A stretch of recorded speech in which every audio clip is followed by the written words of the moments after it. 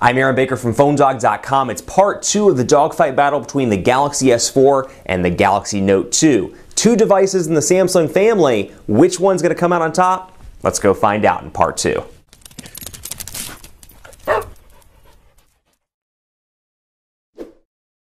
Part 2 of a dogfight battle between two brethren, two siblings, two brothers or sisters, depending on how you look at it, the Samsung Galaxy Note 2 and the Samsung Galaxy S4. Different devices despite the same OEM. It all depends on what you want and what you need out of your smartphone, but this is a dogfight, and this time around we're going to declare a winner.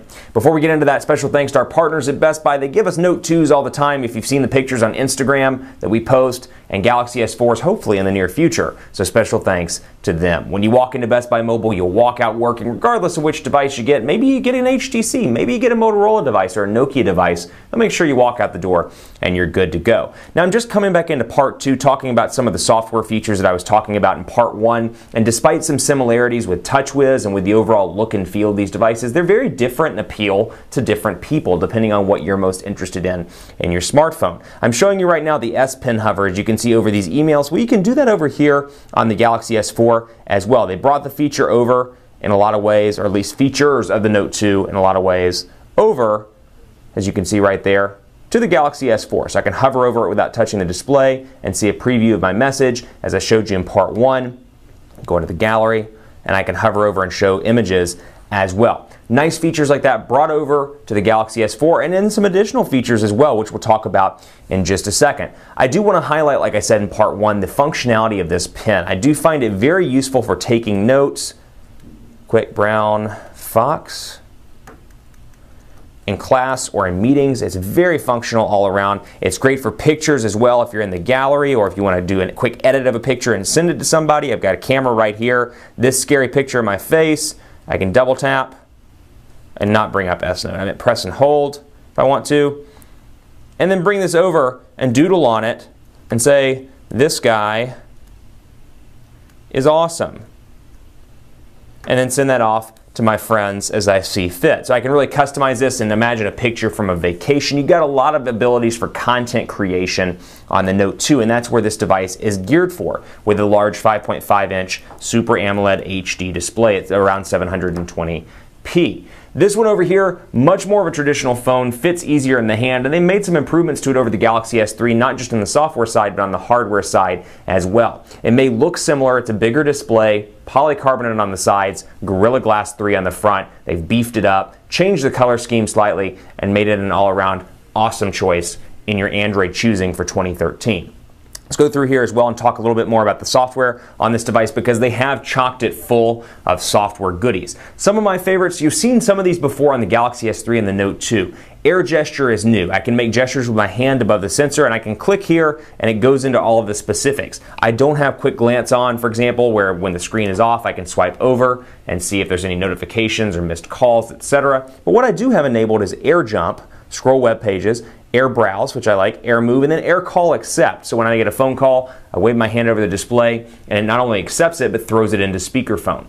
Great option for those people that have to take phone calls while driving. Motion as well, particularly useful, a direct call, whereas when I'm in a text message and I say, hey, you know what, I want to call my brother or call my mom, instead of just texting her back, I can just hold the phone up to my ear and it auto dials. Smart Alert's a great one too, because without turning the display on, I can lift it up and then I can see by a vibration if somebody's texted me, or I should say can hear by a vibration and feel if somebody's texted me or called me. Mute and pause is a good one, and then some of these are great as well, I just have them turned off. Motions and gestures, all very good on these devices. Let's load up Quadrant Standard and take a look at the speed tests here. Keep in mind 1.6 gigahertz quad-core Exynos CPU over here, 1.9 gigahertz quad-core Snapdragon 600 CPU over here on the US version. We'll run the benchmarks now, and I'll talk a little bit about network performance here. Now, both of these are 4G devices. This unit's on Verizon, this unit's on Sprint. Sprint's rolling out their 4G LTE network. Dallas happens to be one of those markets. I've had varying results depending on where I'm at with the Galaxy S4. It works particularly well near my home. I get speeds between 20 to 30 megabits per second on a regular basis. With Verizon, many more 4G LTE markets. I think they just reached 500, if I recall, in the US. And that's 5 to 12 megabits per second guaranteed download speeds, 2 to 5 megabits per second guaranteed upload speeds. So if you're a Verizon customer, you're looking for that network where the most 4G LTE, the most 4Gs in the most places, Verizon's going to be your way to go, at least in that regard. But still, carrier independent. These are available on all the carriers in the US. This one will be available on all the carriers in the US. So not one of those devices like older HTC phones or even older Samsung phones where you had to make a choice based on your carrier and say, do I want this awesome phone or do I want this awesome carrier? Benchmark results here, 12,475 over here, 6,392 over on the Galaxy Note 2. So dramatically faster. That said, it's not indicative of day-to-day performance. I used the Note 2 for 6 months. I actually just switched to the Galaxy S4 for the 30-day challenge from the Note 2. Absolutely love the Note 2, love the features of the device. It was my personal device for a long time. Highly recommended it, had no issues with lag whatsoever. As you can see, both of these are substantially fast devices. Let's take a look at cameras as well. 8 megapixels over here, 13 megapixels over on the Galaxy S4, and you're going to see a wealth of new features that you didn't see over here. Now, this one brings to the table S-Beam, which you may love, where you can beam pictures quickly and easily, and then it's got some settings such as best photo, best face, where you can come in here and do face detection and share shot, where if I'm at a wedding, for example, I can set it up with my significant other or anybody that has a Samsung device, and from there, if we have it all set up, and we can share our shots, and I can walk out with 100 pictures, even if I didn't take pictures for that example. If somebody took 20 or we all took 20 apiece, I walk out with 100 pictures, assuming there's 5 of us. Particularly nice feature there. So a bunch of different shooting mode choices here. Best photos, pretty good. Happen to enjoy that one. You got HDR options as well. This one takes it to the next level with a bunch of different options out of the gate. This is one of my favorites. The ability to use both the front-facing and the rear-facing camera, and I'm on a 13 megapixel image right now, so it's a 4:3 ratio. And you can see I've got my front-facing camera running here, and I can make this nice and big. And so let's say I'm taking a picture of something for somebody back at home while I'm traveling for work, and I'm like, hey, take a look at this Galaxy Note 2, and I'm like,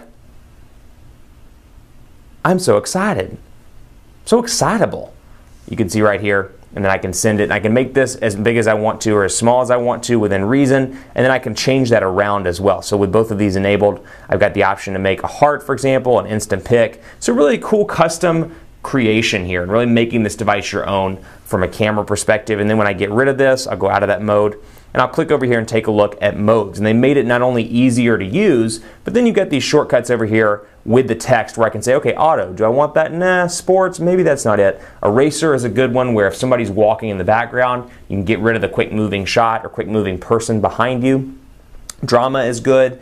If you're taking a picture of a quick, football game or something of that nature, you can take pictures and stitch them together into one dramatic picture. Particularly nice there. Really making this camera a lot better and a lot more functional for the mainstream consumer, and I find that a really nice, or to be rather, a really nice feature. Of course, you got still the same goodies here. Video camera on both, the ability to shoot at 1080p, and I like that. I like that a lot on both of these devices. We'll wrap it up by doing a speed test, Verizon 4G LTE versus Sprint 4G LTE. And let's see, speed test right there, speed test right there. Let's make sure we're on Dallas servers. And we are. Let's put it to the test.